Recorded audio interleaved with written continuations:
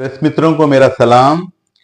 और कल हमारे पास कैबिनेट मीटिंग हुई और रेवंत रेड्डी साहब के स्टीवर्डशिप में कि ये फैसला किया गया था, जो पहले जो हमारे रेवंत रेड्डी साहब जो लोगों को वादा किए थे कि मैं 15 अगस्त तक मैं 2 लाख रुपए का मैं वाइवर दूंगा फार्मर्स को, उसी के बिना पे कल एक कैबिनेट मीटिंग हुई। इसमें ये दोबारा इस बात के ऊपर गौर फिक्र किया गया और जिसमें और जो बोला गया था 2 लाख रुपए वो 2023 तक के लोगों को, फार्मर्स को, दिसंबर 2023 तक के उन लोगों को फार्मर्स को वाइवर दिया जाएगा, जिसमें 40 लाख फार्मर्स फायदा मुस्तफिद होंगे।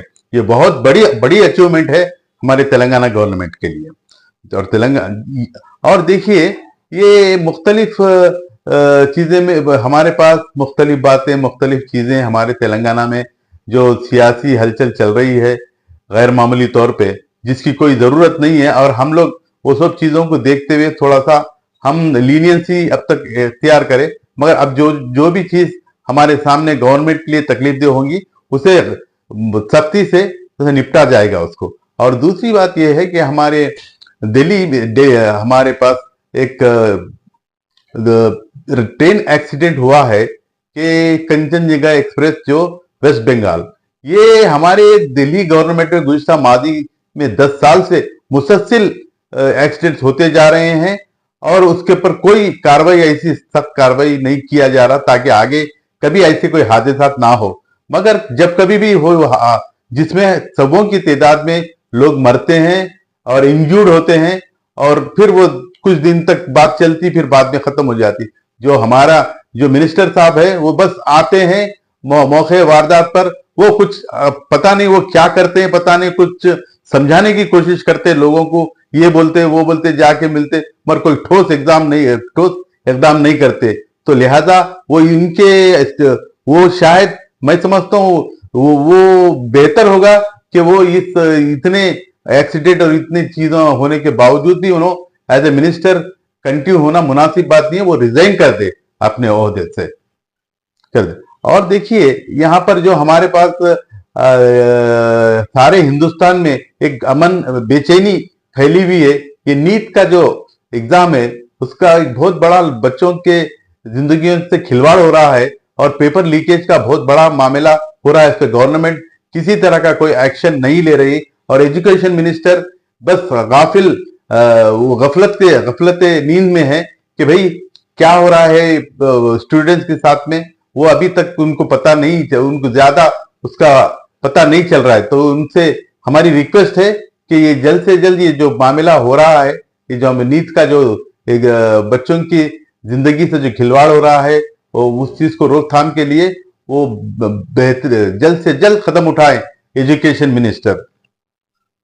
दूसरा किस्सा आप बता रहे थे दिल्ली में जो मस्जिदों के ऊपर। जी हाँ, बिल्कुल बड़ी अफसोस के साथ मुझे ये बात कहनी पड़ रही है कि ये मस्जिदों को जो ढाया जा रहा है, ये जब से ये मोदी हुकूमत जब से आई है तब से हिंदू मुसलमान यानी तो मंदिर मस्जिद या मछली मीट और ये मुख्तलिफ चीजें, ये इलेक्शन के वक्त भी, इलेक्शन से पहले भी, अब इसका जीता जाता सबूत है। कल दिल्ली में एक मस्जिद को गिरा दिया गया है। क्यों गिरा दिया गया है इसकी कोई वजह मिलती नहीं है कि भाई ये अगर ऐसा जमहूरी हुकूमत में अगर ये ऐसा होते रहा तो फिर कोई मस्जिद बाकी नहीं रहेगी ना कोई।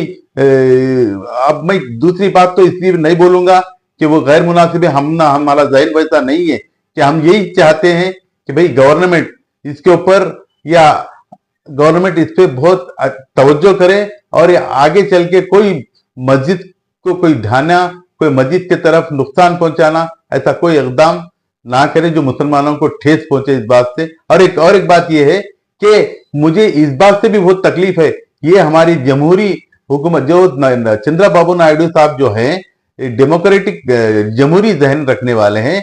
आंध्र प्रदेश एक डेमोक्रेटिक स्टेट है, वहां पर ये हिंदू मुसलमान ये सिख ईसाई सब मिल के रहते हैं और ये नायडू साहब रिप्रेजेंट उनको कर रहे हैं और वो जाकर मोदी साहब के हाथ मजबूत कर रहे हैं ताकि गलत कामों की वजह से उन्होंने माजी में नहीं देखा, खुद नायडू साहब इस बात के खिलाफ थे, जो मोदी साहब के 10 साल उन्होंने इंडिया पर कितने जुल्म ढाए, कितने लोगों को तकलीफ दिए, कितनी तकलीफ दी है हर शोबे में, हर मामले में, और फिर उनको जाकर उन्हीं को तायद कर रहे हैं। और ये नीतीश साहब से भी ये गुजारिश है कि वो पता नहीं कि वो तो एक उम्र के पड़ाव को पहुंच गए हैं और वो चाहते थे कि एक्टिव पॉलिटिक्स से रिटायर हो जाए, फिर उनको चाहत दिल में क्या हो गई पता नहीं है कि भाई जाकर वो मोदी साहब को अपना ये सपोर्ट, एमपी का सपोर्ट दे रहे हैं, उसी उनके हाथ वही मजबूत कर रहे हैं जो हिंदू मुस्लिम करते हैं। और जबकि ये भी एक, बिहार भी एक ऐसा स्टेट है, तो भी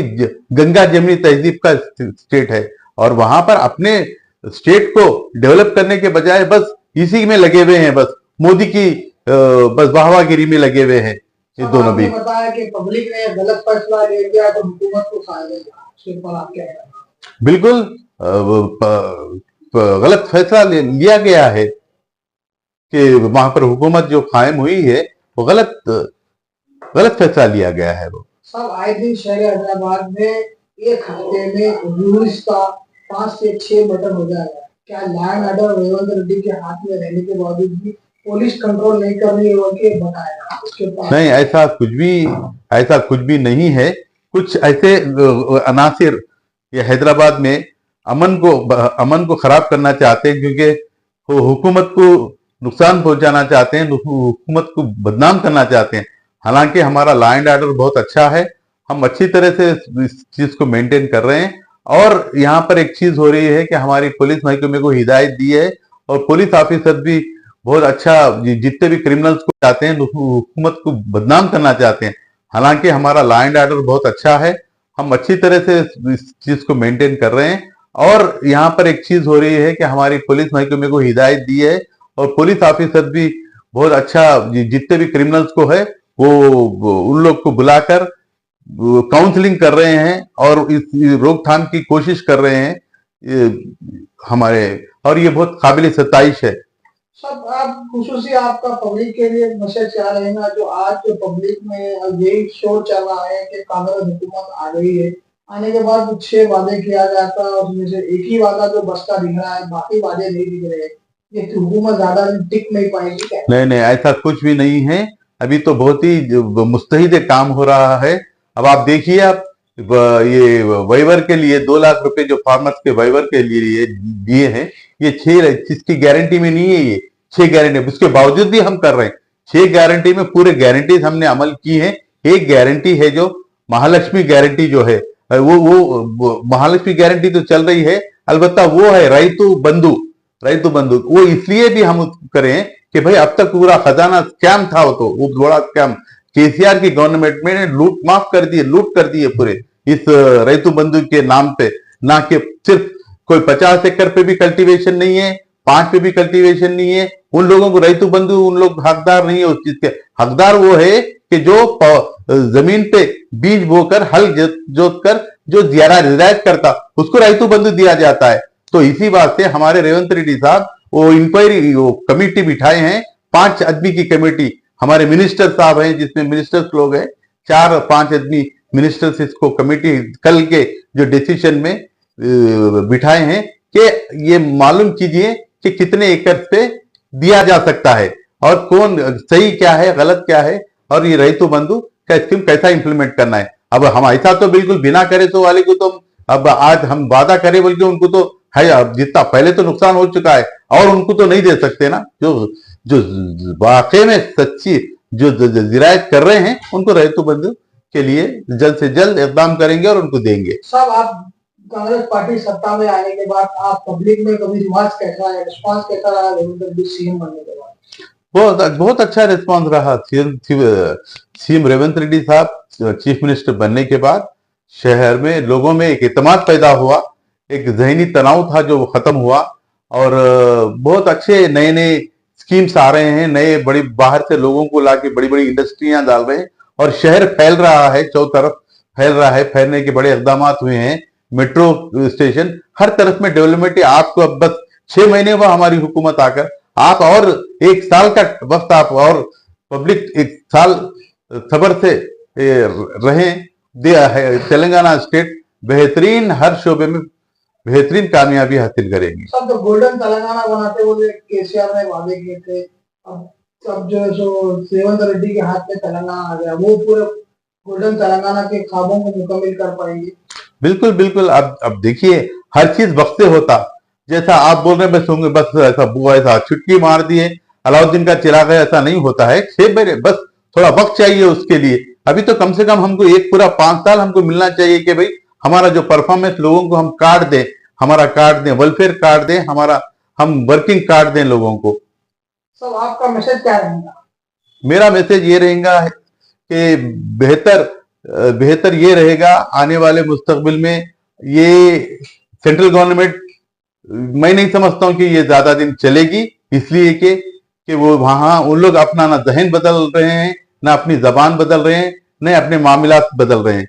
और आगे चल, क्योंकि आज पहले के वैसा आज अपोजिशन वीक नहीं है, आज अपोजिशन बहुत स्ट्रांग है और बेहतर। आप कोई ऐसा काम नहीं कर सकते किसी भी मजहब और किसी कम्युनिटी के खिलाफ जो मनमानी आप नहीं कर सकते, नुकसान नहीं पहुंचा सकते, और ना आप पब्लिक होने देंगे इसको। और देखेंगे आप, ये बस बहुत ज्यादा से ज्यादा 6 महीने या साल भर के अंदर ये हुकूमत का जवाल होगा, फिर बरसरे इक़्तिदार जो इंडिया ब्लॉक पार्टी है वो बरसरे इक़्तिदार आएगी। आपका नाम सर? मैं मोहम्मद अहमद अली, सीनियर कांग्रेस लीडर।